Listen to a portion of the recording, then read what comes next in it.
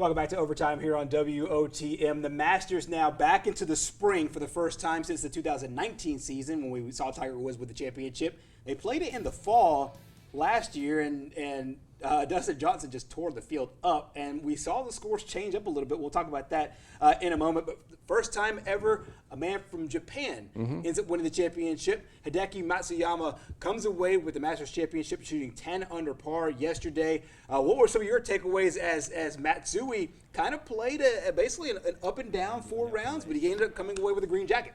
Yeah, I think just you have another foreign champion. You have someone from Japan, and Japan golf's really starting to take off there. Yeah. So I think the setting was right for him to win. But he was the most consistent. He hit the ball well on a short game, and that's something he usually would have a struggle with. But especially in starting with the third round, there were a couple shots in the third round that he made that really helped him and really kind of set the tone and said that, hey, wait, maybe this guy's now here to play. Right. And that led to the momentum. He shot a 65 in the third round, and that led him to really vaulting to the top of the leaderboard, because he was kind of in the middle of the pack after the second round.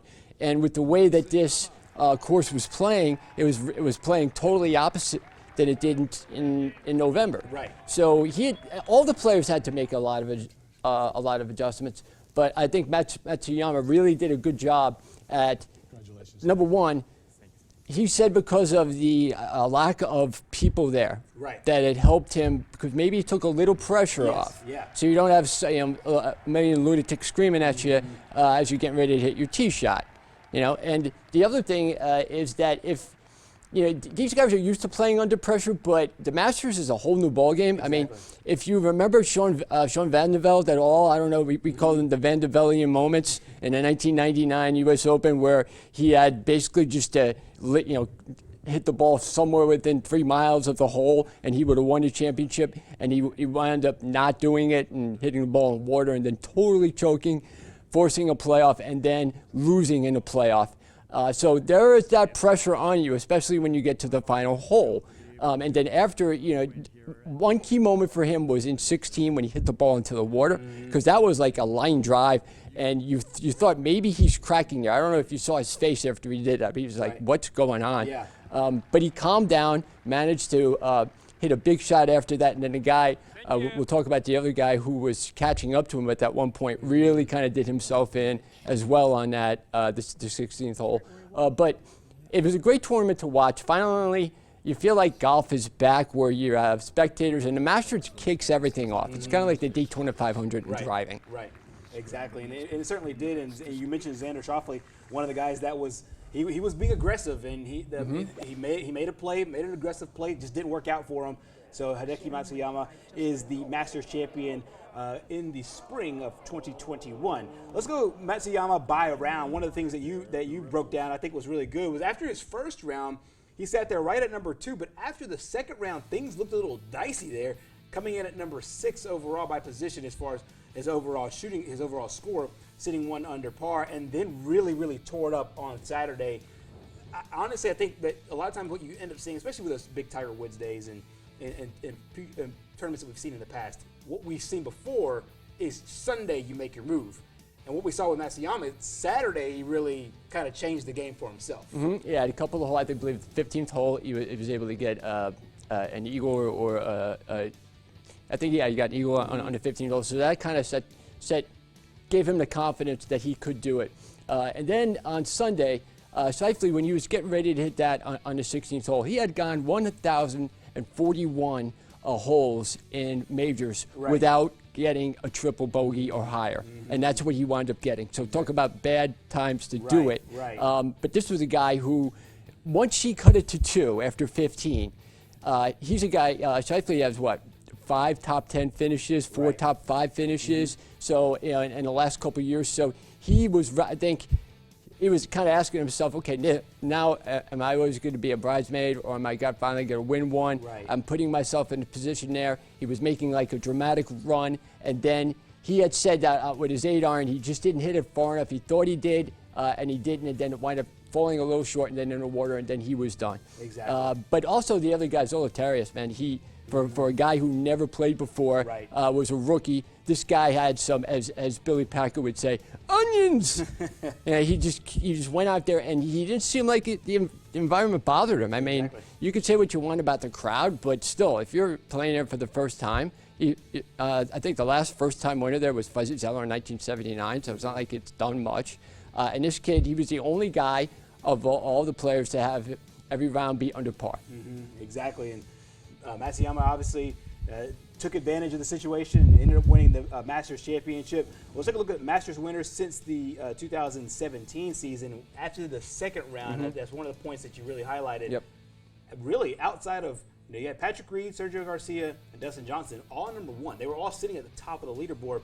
Tiger did something that he wasn't necessarily tagged with doing, which was coming back from behind. First time in many tournaments, he was always the kind of the front runner, and to keep company with one Eldrick Tiger Woods, I think it's a pretty good spot there for Matsuyama. Yeah, look, Matsuyama heading into the third round was tied for sixth place, much like Tiger was in sixth place in 2019. I thought that was interesting because of the last five winners, the other guys pretty much had been in position after the second round. Right.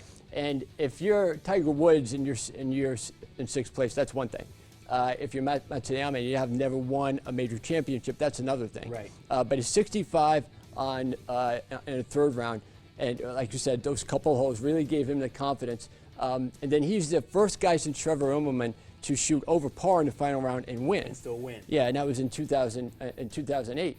So, and then he bogeyed 3 of his last 4 holes. So he had built up enough of a lead to where he could kind of, let me just play it safe on some of these last holes. And then once Seifele messed up that shot on 16, it was kind of his to win. Exactly. And then Zalatoris, it just kind of came out a little too late.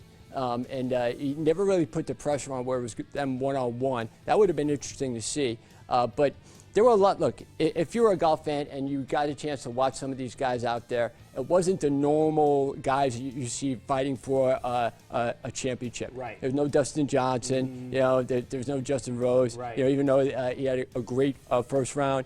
But again, the course this year was totally different than the course last year, and that led to a bunch of different scores, as we'll see coming up. Exactly. Hideki Matsuyama, as we said, first person from Japan to win a green jacket. He spoke through his translator about what it means for him to be a Japanese man with the Masters Championship.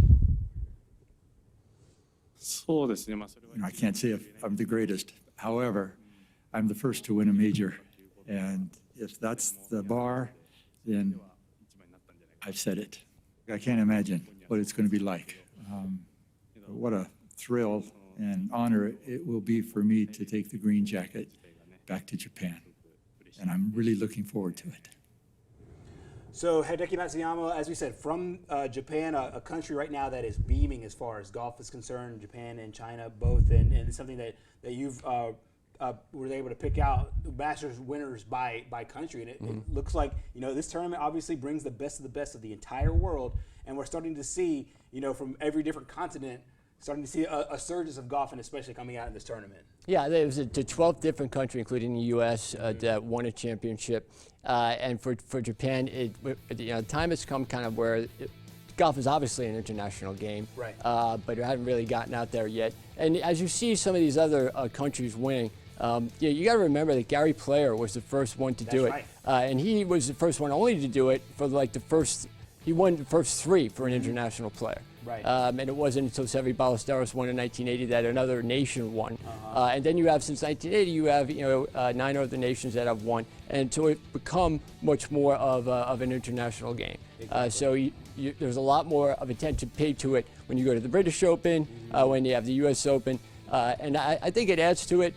If you want to see the guys you like being in there in the final, so maybe this wasn't that Masters for you, right. And it wasn't groundbreaking as far as scores, but as far as guys who aren't U.S. born, Matsuyama did pretty good. I mean, his score is up there for among the highest ever for guys that won from other countries. Exactly. And those are great names: Vijay Singh, Anel Cabrera, Adam Scott, Nick Faldo won it 3 times, Sandy Lyle from Scotland, Bernhard Langer won it twice. So he's up there with a lot of big international names. Exactly. You've seen some of the scores there as well, and Don Sestros from Spain, obviously, one of the better performances, shooting 13 under par at Augusta. A very, very hard thing to do. And another thing that you did in this one, and I think is a really interesting mark here, is the Masters comparison, the stats, because it tells you kind of the way this course played out from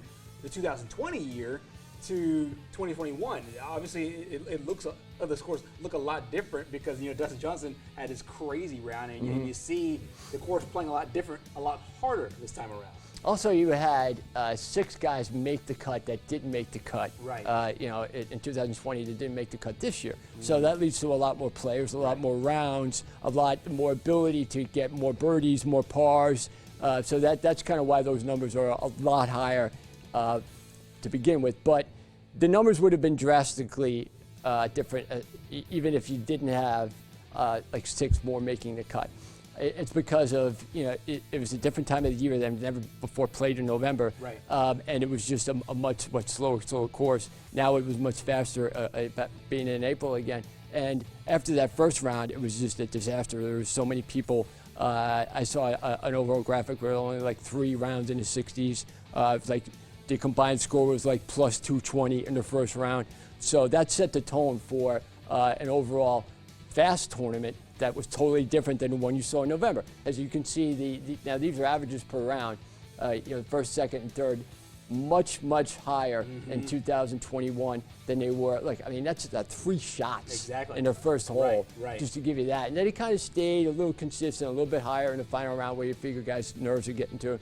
But even birdies, there's or greens and revolution, all those things were vastly different this year compared to November. Exactly, and you see the course played a lot harder this time around, and we'll obviously check it back out coming up next year as we head back to Augusta once again. Meanwhile, before we go, the favorites to win the 2022 Masters Championship are out, because we have to do this a lot of time. Every time we have a champion, we gotta skip ahead to next year.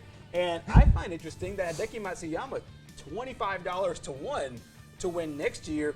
A lot of the same people that were the favorites going into this year, John Rahm, Jordan Spieth, and then of course Dustin Johnson, who won it won it back in 2020, and has a big chance to win it in 2022. Yeah, DeChambeau, I expected more from him. Same. And he kind of struggled with it. But he's never been good at the Masters. Right, exactly. And then he said it played 67 for him last year. Yeah. He hasn't put up a great round as of yet, and we'll see how that goes as you said, the Masters kind of kicking off the majors in golf here for the 2021 year.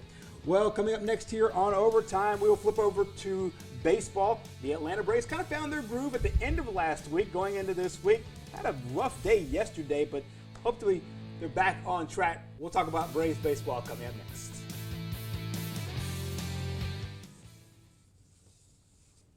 That was good. Yeah. I was sweating that one out. I wanted to say